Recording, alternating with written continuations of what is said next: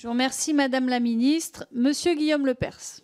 Madame la Ministre, j'aimerais revenir sur la situation particulièrement critique de la filière noisette, très implantée dans le Lot-et-Garonne, et notamment sur ma circonscription, puisqu'on a plus de 300 producteurs. Depuis 2020, la France est le seul pays du monde à interdire l'usage de l'acétamipride en raison d'une toxicité pourtant non avérée sur les abeilles. Depuis cette date, le balanin et la punaise diabolique ravagent nos vergers. Les alternatives étant inefficaces, les pertes de récolte cette année sont estimées à plus de 75%.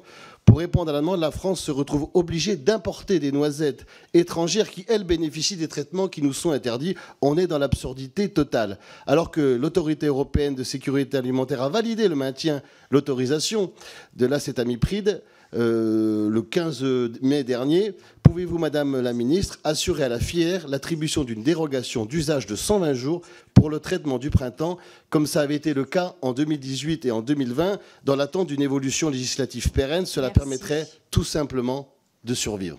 Merci, Monsieur Lepers. Madame la Ministre. On a exploré juridiquement cette possibilité. Le problème, la dérogation 120 jours n'est pas possible. Et vous savez pourquoi, monsieur le député? Je l'ai évoqué hier dans ma réponse à la QEG. Parce que le législateur, en son temps, l'a mis dans la loi. Il a nommément interdit cette substance dans la loi. Et donc, seule une autre loi peut revenir sur ces dispositions. Voilà, c'est ça la réalité juridique.